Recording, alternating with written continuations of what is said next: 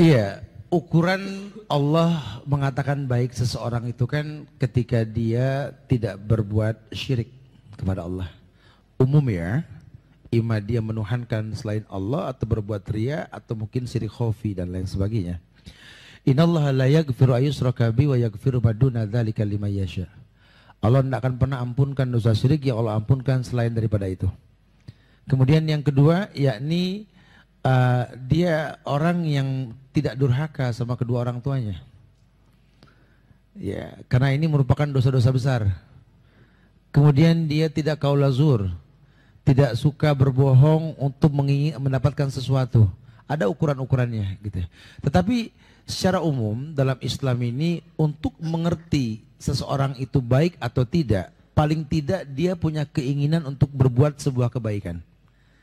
Yakni berusaha mengenal Allah dengan benar, berusaha mengenal Nabi Muhammad dengan benar, dan berusaha mengenal Islam dengan benar. Sehingga orang yang seperti ini mungkin dia bukan ulama, tapi dia bersahabat dengan para ulama. Mungkin dia bukan seorang guru, cuma dia dekat sama para mu'alim, orang-orang yang biasa mengajar. Orang yang seperti ini punya kemauan yang kuat. Nah, biasanya yang seperti ini lebih mudah untuk diberikan kebaikan ketimbang orang yang sudah tahu tapi nggak punya tempat untuk mempraktikkan sesuatu yang dia tahu. Malah timbulnya sombong nanti. Jadi ukur dia dengan Allah. Kenalkah dia dengan Allah? Mungkin dia mengatakan saya berusaha mengenal Allah dengan menghafal nama Allah. Hargai. Sampai betul-betul dia tahu bahwa Allah itu siapa dan bagaimana gitu loh ya. Dia mengerti. Kemudian kedepannya dia akan mengenal Nabi Muhammad dengan benar. Dia akan mengenal Islam dengan benar. Ya, maka orang yang seperti ini akan Allah bukakan hidayah. Allah akan bukakan hidayah yang nanti secara bertahap, entah mungkin dengan cara Allah datangkan sahabat yang baik bukan dia, karena sodiku kaman abkaka laman adhakak. Teman kamu itu teman yang menangisi kamu, bukan yang mentertawai kamu. Sedih kalau kamu berbuat salah, bukan malah senang kalau kamu berbuat dosa. Almar'u ala dini khalili, orang tergantung agama temannya, gitulah. Ya, ada doa khusus gak Ustaz? Ya, kita beristighfar, astaghfirullahaladzim wa atubu ilaih.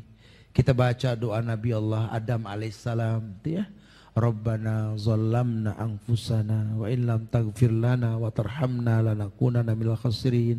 Atau banyak mengatakan la ilaha illa anta subhanaka inni kuntu minaz zalimin. Allahu a'lam. Ya, kalau juga misalnya dari kita nih, dari teman-teman ya, ada yang hijrah gitu, dan juga jangan menjadi eksklusif kali Ustaz ya. Maksudnya teman juga kan butuh kebaikan dari kita. Kalau kita bisa jadi sumber kebaikan bagi dirinya Ustaz. Bahkan ada sebuah hadis yang sahih yang Rasul katakan bahwa seorang mukmin yang bergaul lebih baik ketimbang seorang mukmin yang tidak mau bergaul. Akhlak yang Nabi dakwahkan, bu'istu li utammima makarimal akhlak.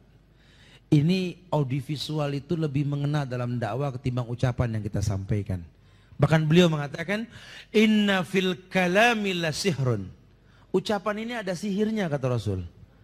Kita kalau salah-salah ngomong, orang tuh ngikut loh, dosanya dahsyat. Nah yang paling baik itu melihat audiovisual.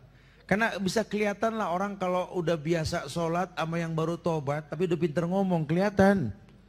Orang kalau udah biasa sholat kayaknya enteng, Allahu Akbar biasa. Kalau yang baru tobat, oh berat amat tuh tangan sampai. Ya, saking main khusyuknya Ustaz. Iya, saking khusyuknya. Jadi Ustaz, kalau misalkan kita ini udah cenderung untuk berhidayah, kita mencoba dapat lingkungan yang baru, yang baik, itu lingkungan yang lama itu jangan semata-mata langsung ditinggalkan Ustaz ya. Artinya kita jadi mengelukkan diri. Iya, selama tidak talbis. Karena kan ayatnya begini. Ya ayyuhalladzina amanu, hai orang yang beriman, ya. Allah perintahkan buat orang yang beriman untuk tidak berbuat talbis, ya. Walam yalbisu imanahum bizulmin. Orang yang tidak mencampur adukan imannya dengan kezoliman. Bizulmin, bukan bizulmi.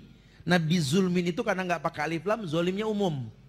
Jadi dia sholat juga, berbuat maksiat juga gitu ya. Dia ngaji juga, tapi begini juga, talbis tuh namanya. Nah kalau dia nggak begini, kata Allah, ulaika lahumul amnu wahum muhtadun. Harusnya dia mendapatkan amnu, ketentraman dalam jiwanya. Tapi ini nggak pernah tentram, ngaji mengaji, was-was terus.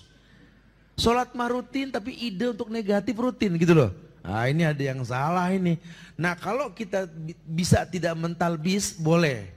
Ya artinya kita juga pengen memberitahu kepada teman-teman kita bahwa kita tuh dulu pernah salah gitu loh.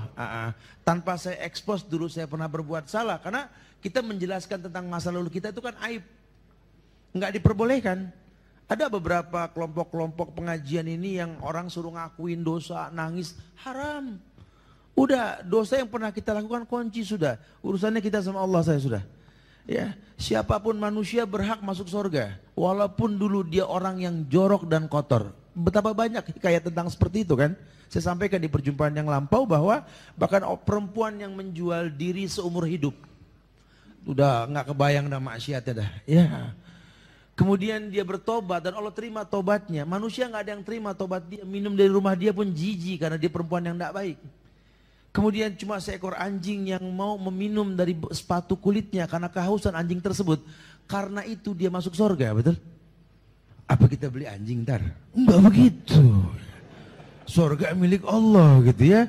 Jadi jangan ada kata terlambat buat bertobat gitu ya. Jangan taklid begitu saja. Allahu a'lam. Masya Allah. Masya Allah.